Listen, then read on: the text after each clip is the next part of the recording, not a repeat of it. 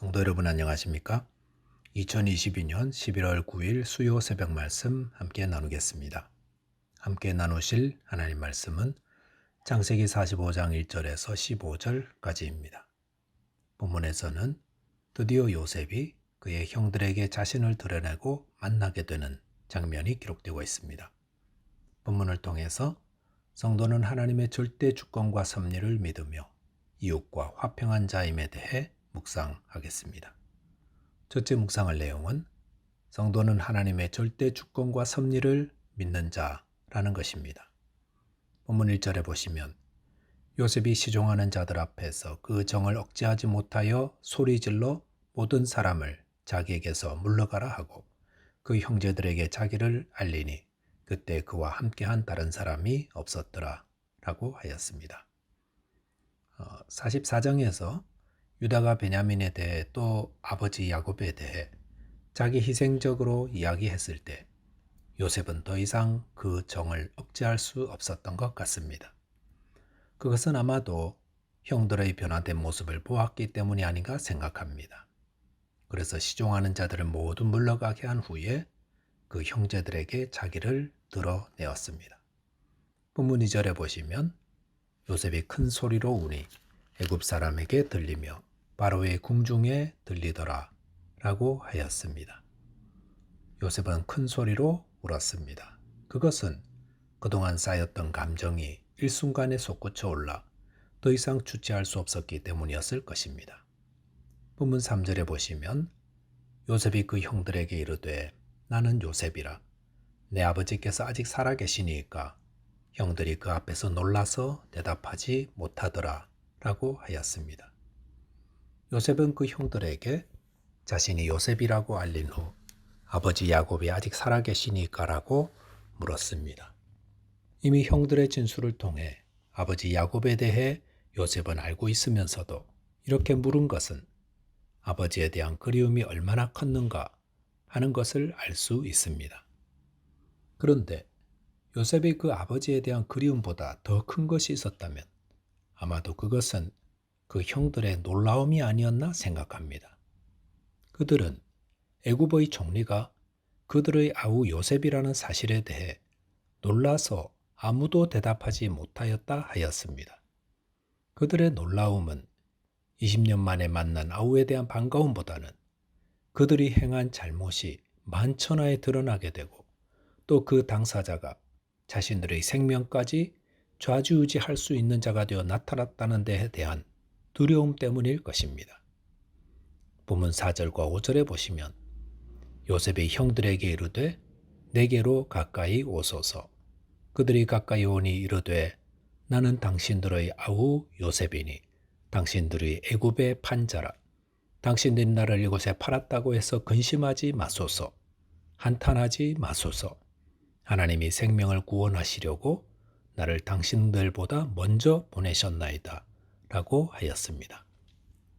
요셉은 아무 말도 못하고 있는 그 형들에게 가까이 오라고 한 후에 그들이 요셉을 애굽에 팔았다고 해서 근심하지 말라 하였습니다.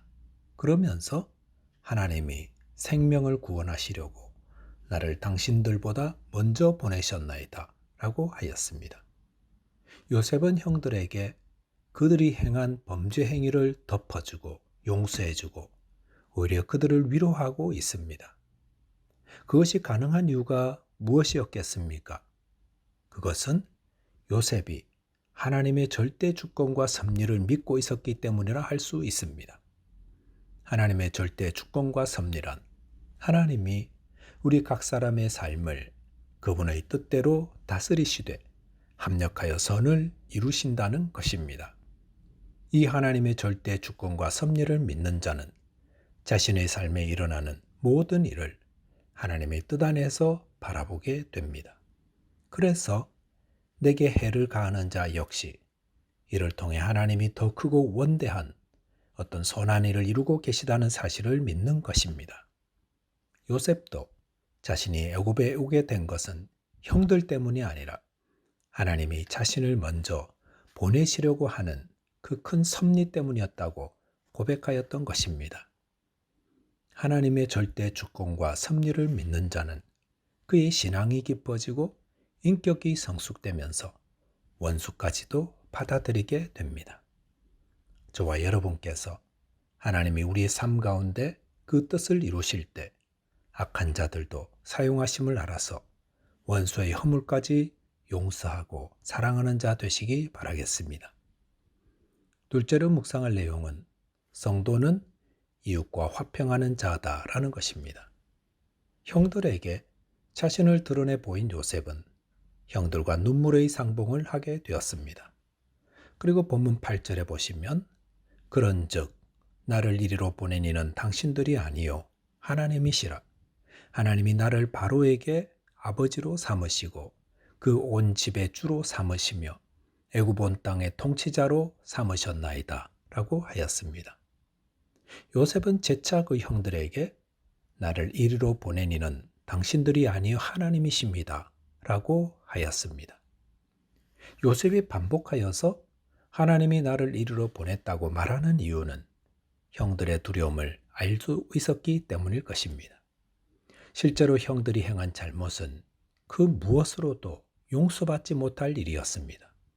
그리고 요셉 자신으로서도 그 배신감으로 인해 일생 동안 형들과 등을 쥐고 칼을 갈다가 복수를 한다 해도 누구든 무어라 하지 못할 것입니다.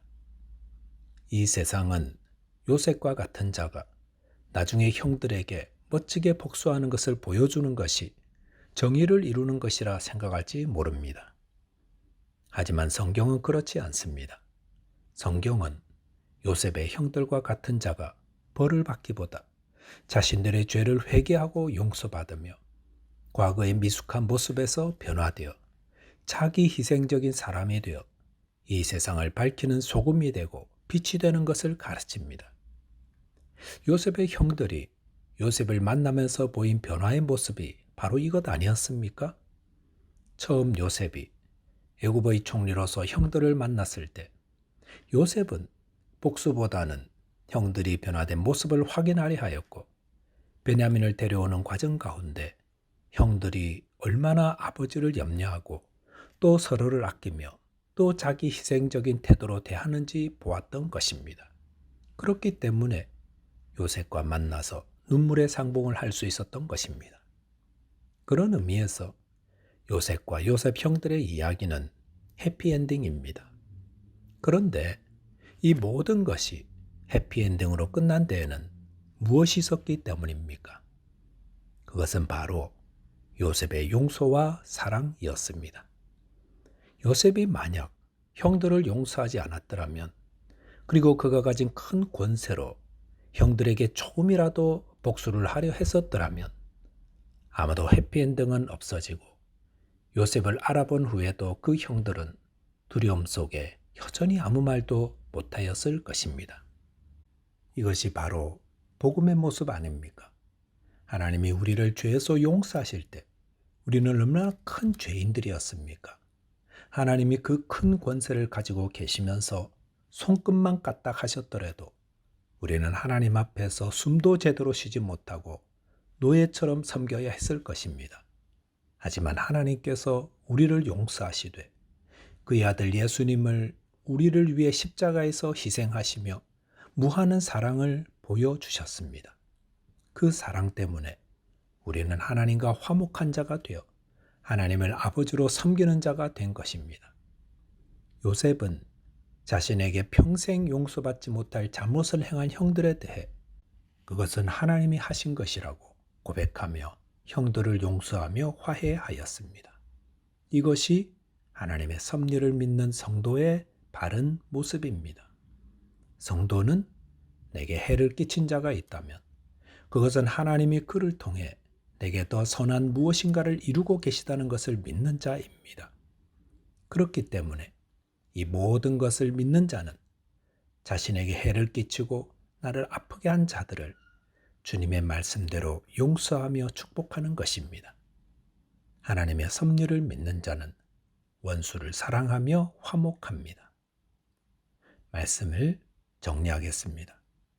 성도는 하나님의 절대 주권과 섭리를 믿기 때문에 내게 해를 끼친 원수를 용서하며 화목하게 지냅니다. 기도하겠습니다. 하나님 아버지, 저의 삶의 모든 것, 기쁜 일과 슬프고 고통스러운 일까지도 절대 주권을 가진 하나님이 섭리 가운데 인도하시는 것을 믿는 믿음을 주옵소서. 그리하여 제게 해를 끼친 원수까지도 용서하며 화목한 자 되게 하여 주옵소서. 예수 그리스도 이름으로 기도하옵나이다. 아멘.